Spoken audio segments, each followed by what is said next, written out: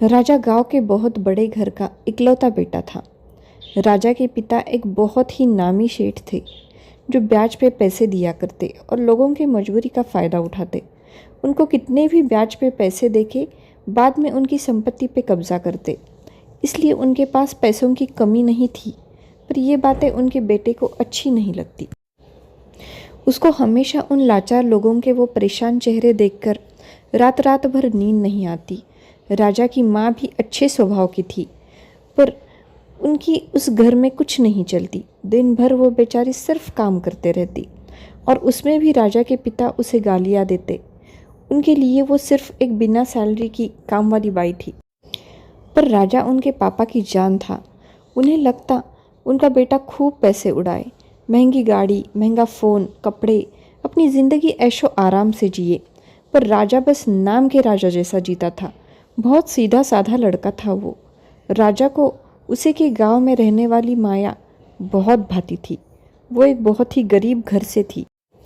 उसके पापा रोज़ कमा के पेट पाला करते थे। माया बहुत सुशील और सुंदर थी। छोटा गांव था, इसलिए माया का गुणगान पूरा गांव करता। एक दिन राजा ने हिम्मत करके माया को बता दिया कि वो उसे पसंद करता है। पर माया इतनी सादी थी, उसने कहा, मेरे पापा जो बोलेंगे वो मैं करूँगी। हमारा तुम्हारा कोई मेल नहीं है, ना पैसों से ना खानदान से। राजा ने कहा, मुझे तुम इनकार करो पर खुद को कभी छोटा मत बोलना। तुम्हारी जैसी अच्छी लड़की भले भले अमीर और बड़े खानदानों में नहीं मिलेगी, याद रखना। अब तो माया भी उसके प्यार में थी, पर उसे डर था राजा के पापा का। राजा बहुत दिनों से शांत था। उसके माँ से ये बात छुपी नहीं। माँ ने राजा से वजह पूछी। राजा आंसू भरे आंखों से माँ की तरफ देखने लगा। माँ ने कहा, बेटा तू बस मुझे तेरी परेशानी बता।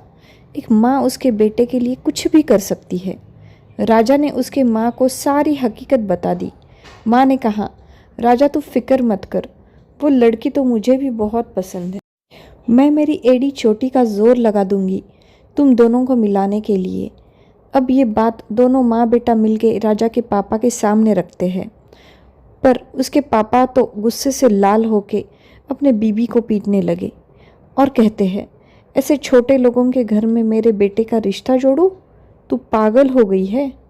तूने ऐसी बात अपने मुंह से निकाली कैसे? अगर तुम्हें मेरे घर में रहना है तो ये गलती दोबारा मत करना। राजा को बहुत गुस्सा आता है। राजा बोलता है, और आप भी एक बात सुनना, फिर कभी मेरी माँ को अपने मारा तो मैं आपको नहीं छोड़ूंगा। माँ का पीछे से आवाज़ आता है, राजा तो माया से ही शादी करेगा। मैं भी देखती हूँ मुझे कौन रोकता है। चल राजा, अब हम इस घर में नहीं रहेंगे। राजा के पापा बोलते हैं, तो फिर तुम इस घर में वापस कभी पैर भी नहीं रखोगी। निकल जाओ अभी इस घर से, पर मेरा बेटा मुझे छोड़कर तुम्हारे साथ कभी नहीं आएगा। राजा बोलता है, मैं तो जा रहा हूँ माँ के साथ। जो इंसान मेरे माँ को जानवर से बदतर समझता है, उस आदमी के साथ मेरा कोई रिश्ता नहीं। और वो निकल जाते हैं।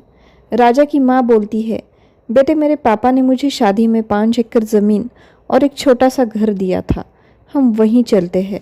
राजा और उसकी माँ ने उस घर को साफ़ किया और सुंदर बगीचा भी बनाया, और राजा के मामा ने कुछ पैसे उधार दिए। उस पैसों से राजा ने छोटा दाल मिल बिजनेस शुरू किया। उसने दिन रात मेहनत की। राजा 6 महीने में ही मामा के 30% पैसे लौटाने लायक हो गया। अब राजा और उसकी माँ माया का हाथ मांगने उसके घर गए। माया के पापा भी इस रिश्ते से बहुत खुश थे। उनकी शादी हो गई। अब वहाँ बुढ़ापे में किसी का सहारा नहीं, बेटा बीबी कोई साथ नहीं। राजा के पापा का बुरा हाल होने लगा, पर उनमें बहुत अकड़ थी। वो राजा और उसके माँ से मिलने कभी नहीं आए। पर एक दिन राजा को पता चला उसके पापा एडमिट है। वो तुरंत उनके पास गया। उनको कैंसर था और वो भी लास्ट स्टेज था। राजा रोने लगा। उसके पापा ने राजा और उसके माँ के सामने हाथ जोड़े, माफ़ी मांग ली और वो इस दुनिया से बहुत दूर चले गए। राजा ने उनकी सारी प्रॉपर्टी बेच दी। उसके पापा ने जितने भी लोगों के पैसे लूटे थे, ज़मीन पर कब्जा किया था, वो उन सबको लौटा दिया। बचा हुआ सब राजा ने एक ट्रस्ट को दान कर दिया।